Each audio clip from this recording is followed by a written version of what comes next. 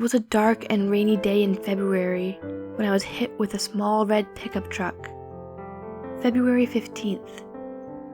I was told I flew 15 feet before landing smack on my head. Apparently the driver was drunk and didn't see me crossing. I don't remember that day at all. 4 weeks, I slept in a coma that many feared I would never come out of. I was placed in a ward of children and teens with major bodily harm or disease.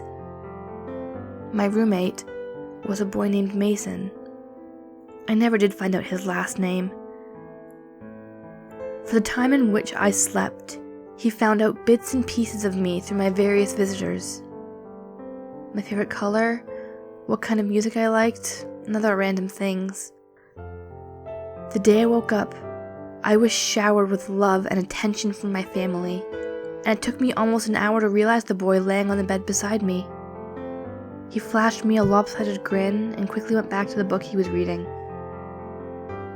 Eventually, I was left in peace, and after about 20 minutes of mental debate, I spoke up and asked him his name. His voice was smooth and low, and never failed to make me shudder. We spent the rest of the evening playing 20 questions and getting to know each other better. Eventually, the doctor broke our quality time and gave me the lowdown on my injuries and what the healing process would be like. He told me that when I was hit, not only did I give myself a nasty concussion, but my legs were also broken in my oh-so-graceful landing. They said I had only a 60% chance of ever walking again. Mason and I became close almost instantaneously. The nurses would laugh and say we already looked like an old married couple, bundled up in bed watching whatever soap opera happened to be on television. Mason would just flash me his trademark grin, while I blushed and buried my face in his chest. We both had our good days and our bad ones, Mason and I. On a particular tough day of treatment for him, we both lay in his bed, with him trembling in my arms.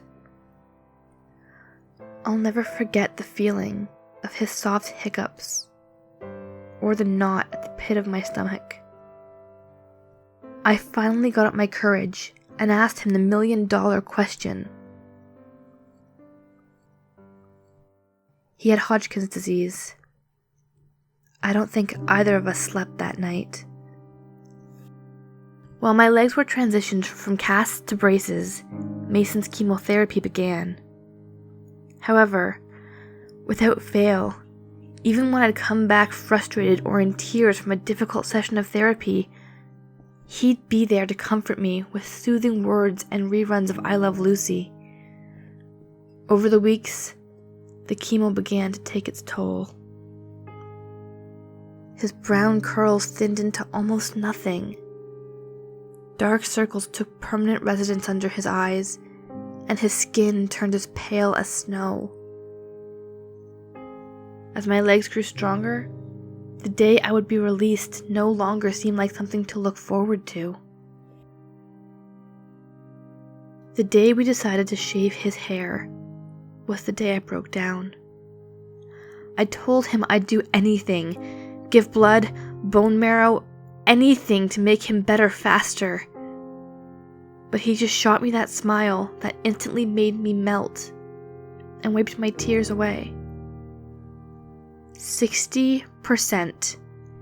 Mason had a 60% chance of beating his demons. Same as me.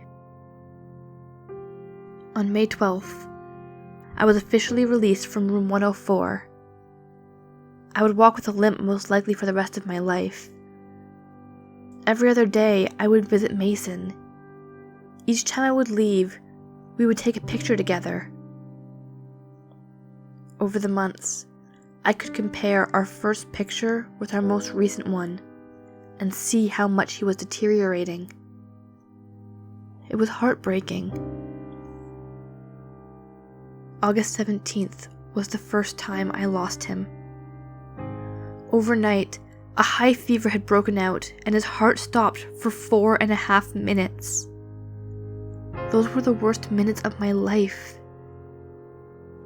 I sat outside his room in an uncomfortable plastic chair, watching the nurses I knew all too well scrambling back and forth trying to save his fragile life.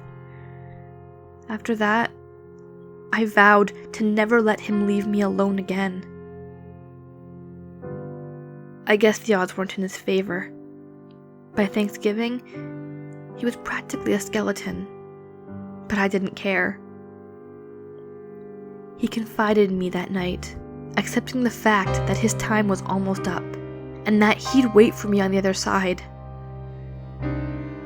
I begged him not to go, but he just lightly shook his head and rubbed soft circles into my back. He wasn't going to survive to see Christmas. That was 2 months ago. No longer being able to bear seeing him hooked to all sorts of machines, we decided to steal away in the night together. So I bundled him up, and we drove away in my mother's car until we arrived at an old cabin my family would stay in during the holidays. Mason and I couldn't be any happier. I don't care if I'm on the news every night, or if every cop in the country is looking for me. All I care about is being with Mason forever. Even if his flesh is crawling with maggots and beginning to peel off the bone. Even if the smell from his rotting cadaver never fades from my skin. His lips are still warm at night, and often whispers sweet secrets into my ear before we sleep. No one, not the police, doctors, or anyone else can ever separate us. I'm ready for when they come. I made sure to bring the sharpest scalpel I could find before leaving the hospital. But until then, I'll lay in Mason's arms, or at least what I think were once his strong appendages, and we'll talk all night until he takes me away. We'll be together forever.